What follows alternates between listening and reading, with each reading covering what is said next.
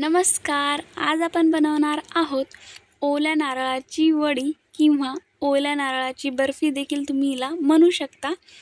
ही वडी कमीत कमी साहित्यात बनवून तयार होते, त्याचबरोबर 15 ते 20 दिवस आरामात टिकते आणि खायला खूप अप्रतिम लागते. त्याचबरोबर खूप झटपट तयार होते.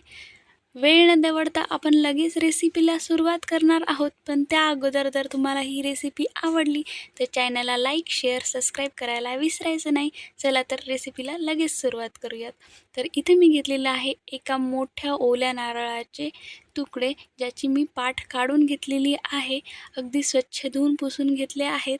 आणि आता याला मिक्सरच्या भांड्यात टाकून आपल्याला पल्स मोडवर अगदी 2 ते 3 मिनटं छान फिरवून घ्यायचं आहे. तर याला फिरवून घेतलेलं आहे. ओलं नारळ आपण मस्तपैकी पल्स मोडवर बारीक करून घेतलेलं आहे. खूप जास्त बारीक नाही करायचं आपल्याला. तर याला मोजून घेऊयात एका कपाच्या साहाय्याने किंवा तुम्ही वाटीच्या साहाय्याने पण मोजून घेऊ शकता. तर हा 1 कप भरून भरलेला आहे. तर आपल्याला आता अगोदर हे सगळ्यात पहिल्यांदा भाजून घ्यायचं आहे. तर इथं मी 2 ते 3 चमचे तूप, म्हशीचं तूप आहे, तुम्ही गाईचं पण घेऊ शकता. यामध्ये हा जो चव आहे तो भाजून घ्यायचा आहे किंवा परतून घ्यायचा आहे 2 ते 3 मिनटासाठी. यामध्ये तूप टाकलं नाही तरी तुम्ही चालेल, फक्त आपल्याला फ्लेवरसाठी म्हणून इथं तूप टाकलेलं आहे. म्हणजे आपल्या वडीची जी चव आहे ती खूप छान येते. अगदी 2 ते 3 मिनटं भाजून घ्यायचा आहे. आणि हा मस्तपैकी भाजून झालेला आहे. भाजण्याचं एवढंच कारण की या ओल्या नारळाचं जे पाणी आहे ते थोड्या प्रमाणात कमी होतं. नंतर यामध्ये 1 कप दूध टाकायचं आहे. जेवढं नारळ आहे तेवढंच आपल्याला दूध टाकायचं आहे. तर इथं 1 कप ओल्या नारळाचा चव होता, तर मी 1 कप दूध टाकलेलं आहे. छान याला 10 मिनटं मिक्स करून घेऊयात मीडियम गॅसवर. नंतर यामध्ये मी 2 चम्मच जी रोजच्या दुधावरची साय असते, फ्रेश दुधावरची साय आहे, ती मी इथं थोडीशी 2 चमचे फेटून टाकलेली आहे. म्हणजे आपल्या बर्फीला किंवा आपल्या ज्या नारळाच्या वडीला चव खूप छान येते. याला छान मिक्स करून घेऊयात अगदी 2 मिनटं. आणि नंतर यामध्ये आपल्याला टाकायची आहे साखर. तर एवढ्या याच्यासाठी मी अर्धा कप साखर टाकली आहे. जेवढा नारळाचा किस होता त्याच्या अर्धी मी साखर घेतलेली आहे. म्हणजे 1 कप जर ओल्या नारळाचा चव असेल तर अर्धा कप इथे साखर मी वापरलेली आहे. तुम्ही तुमच्या आवडीनुसार पण घेऊ शकता, थोडीशी कमी जास्त. तर याला छान मिक्स करून घेऊयात. आणि आपल्याला आता हे 15 ते 20 मिनटं लो टू मीडियम गॅसवर मस्तपैकी सराटा फिरवत किंवा सारखा चालवत आपल्याला हे व्यवस्थित परतून घ्यायचं आहे, यामधलं सगळं पाणी आटून जाईपर्यंत. तर जवळपास 15 मिनटं मी याला सारखं हलवत अशा प्रकारे हे मिश्रण बनवून झालेलं आहे, काढून घेतलेलं आहे मी. आणि 15 ते 20 मिनटानंतर हे बघा, तुम्ही बघू शकता जे कढईचे काठ आहेत ते थोडेसे गोल्डन ब्राऊन कलरचे झालेले आहेत. आणि हे आता गॅसवरून मी बाजूला ठेवलेलं आहे. आणि यामध्ये आपल्याला टाकायचं आहे कलर. तर थोडंसं मी व्हाईटच राहू देणार आहे आणि अर्धं ऑरेंज किंवा केसरी करणार आहे. तर अगोदर जे व्हाईट कलरचं ठेवायचं आहे ते मी अशा प्रकारच्या एका केक टिनच्या भांड्याला तूप लावून घेतलेलं आहे, त्यामध्ये हे टाकत आहे. आपल्याला जेवढ्या वड्या पाडायच्या आहेत तितकंच आपल्याला हे सारण पसरवायचं आहे. तर याला मी थोडंसं पसरवत आहे आणि सगळ्या बाजूंनी स्प्रेड करत आहे.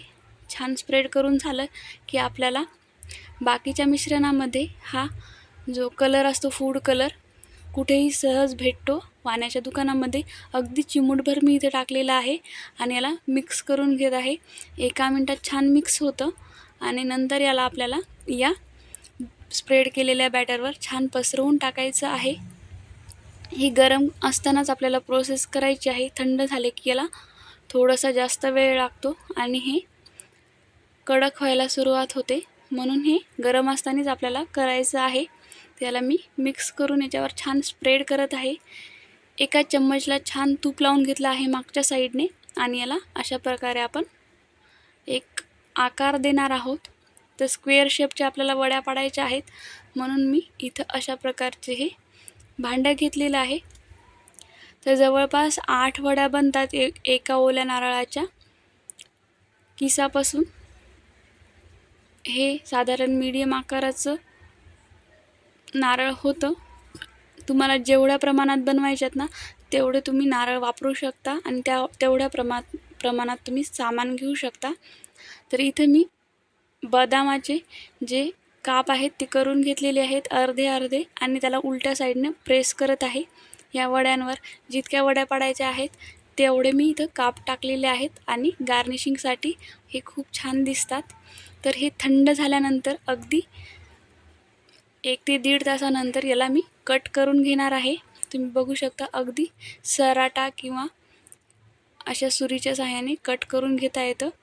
गरम असतानाच थोडंसं कोमट असतानाच आपल्याला हे कट मारून घ्यायचे आहेत. खूप जास्त थंड झाले की आपले कट व्यवस्थित बसत नाहीत. तर अजून याला मी 15 ते 20 मिनटं थंड होऊ देणार आहे. नंतर याला सर्व करून घेणार आहे एका प्लेटमध्ये. तर तुम्ही बघू शकता खूप सुरेख आपल्या ओल्या नारळाच्या वड्या दिसत आहेत आणि खायलाही खूप छान लागतात.